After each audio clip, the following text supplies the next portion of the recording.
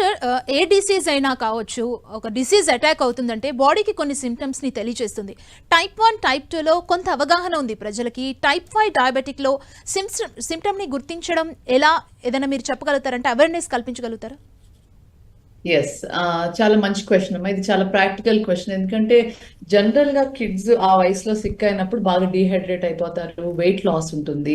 కడుపు నొప్పి ఉండొచ్చు. కొత్తగా ఫీవర్ రావచ్చు. బెలనైటిస్ అంటే పీనస్ మీద ఉన్న స్కిన్‌కి ఇన్ఫెక్షన్ రావచ్చు. లేడీస్‌కి కూడా జెనటల్ ఇన్ఫెక్షన్స్ రావచ్చు. సో వాళ్ళకి ఫీవరు, ఇండైజెషన్ అంటే కడుపు నొప్పి, అరుగుదల లోపించడము, వాంతులు, విరోచనాలు, బాగా క్షీణించిపోవటము ఇలాంటి లక్షణాలు ఉండి వాళ్ళని డాక్టర్ దగ్గరికి తీసుకెళ్తారు.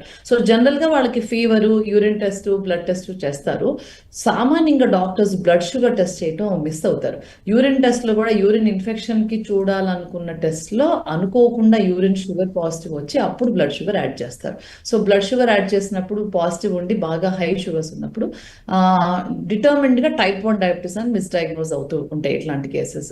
సో ఇటువంటి పేషెంట్స్‌లో గ్యాడ్ యాంటీబాడీస్ టెస్ట్ చేయించుకోవటం ముఖ్యం అవుతుంది. గ్యాడ్ యాంటీబాడీస్, ఇన్సులిన్ యాంటీబాడీస్ ఏమో కొంచెం బాగా ఖరీదైన టెస్ట్లు, అందరికీ అందుబాటులో ఉండవు. సో ఈ కేసెస్ జనరల్‌గా మనం చూసేవన్నీ కూడా రూరల్ ప్రాంతాల్లో చూసాం. మేము కూడా ఈ మధ్యన ఒకటో రెండో కేసెస్ రూరల్ నుంచి వచ్చిన కేసెస్‌లో చూసాము.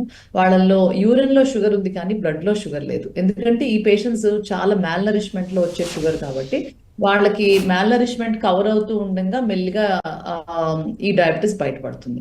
ఎందుకంటే వాళ్ళకి జీన్స్ ఎలా ఉత్పత్తి అవుతాయంటే వాళ్ళ మదర్ నుంచి కూడా మాల్ నరిష్మెంట్, అండర్ నరిష్మెంట్, అసలు ఆహారం సరిగ్గా లేకపోవడం అనేది వాళ్ళకి బై బర్త్ అలవాటు అయిపోయి ఉన్న ఒక ప్రక్రియ. సో వాళ్ళ DNA typing, genetic molecular background, pancreatic structure ఎలా ఉంటుందంటే ఇన్సులిన్ డెఫిషియన్సీ వాళ్ళు అలవాటు పడిపోయి ఉంటారు. సో ఎందుకంటే ఫుడ్ ఇంటేక్ చాలా తక్కువగా ఉండటం వలన వాళ్ళ ప్యాంక్రియాస్ చాలా తక్కువ ఇన్సులిన్ ఉత్పత్తి చేయడానికి అలవాటు పడి ఉంటుంది. సో వీళ్ళు కొంచెం యుక్త వయసుకు వచ్చేపాటికి కొంచెం ఆహారం ఎక్కువ తీసుకోగా చాలా కొంచెం ఆహార పరిమితాలని దాటినప్పటికీ వాళ్ళలో ఇన్సులిన్ ఉత్పత్తి సరిపడా రిలీజ్ కాక ఇన్సులిన్ డెఫిషియన్సీ తెరపైకి వస్తుంది. సో అటువంటి టైంలో డయాబెటిస్ డయాగ్నోస్ అవుతుంది. వీళ్ళకి ఇనిషియల్ ట్రీట్మెంట్ ఇన్సులిన్ తోనే ఇవ్వబడాలి. అయితే ఇన్సులిన్ డోసెస్ కూడా ఎక్కువే అవసరమైంది ఈ పేషెంట్స్ లో. ఇప్పుడు వీళ్ళ లేటెస్ట్ గా చేసిన 2022 డయాబెటిస్ కేర్ లో ఏదైతే పబ్లికేషన్ రిలీజ్ అయి ఉందో వాటిలో ఏం తెలిసిందంటే వీళ్ళ హెచ్బిఏవన్సీ జనరల్ గా హై ఉంటుంది, ఫాస్టింగ్ షుగర్ చాలా హై ఉంటుంది, ఇన్సులిన్ రిక్వైర్మెంట్ కూడా 2 units per KG body weight ఉంటుంది. అంటే 20 కేజీలు ఉన్న వెయిట్ పర్సన్ కి 40 యూనిట్స్ ఇన్సులిన్ అవసరం అవుతుంది. సో ఇనిషియల్ ట్రీట్మెంట్ ఇన్సులిన్ తో ఇచ్చినప్పటికీ చాలా ఇన్సులిన్ సెన్సిటివిటీ ఎక్కువ ఉండటంతో అర్జెంట్ గా వాళ్ళ షుగర్ లో అయిపోయే అవకాశం కూడా ఉంటుంది. సో చాలా బ్రిటిల్ డయాబెటిక్ గా కూడా పేరు ప్రఖ్యాతి వచ్చిన డయాబెటిస్. బ్రిటిల్ అంటే చాలా హై ఆర్ చాలా లో, వేరియేషన్స్ చాలా ఫాస్ట్ గా వస్తాయి. డాక్టర్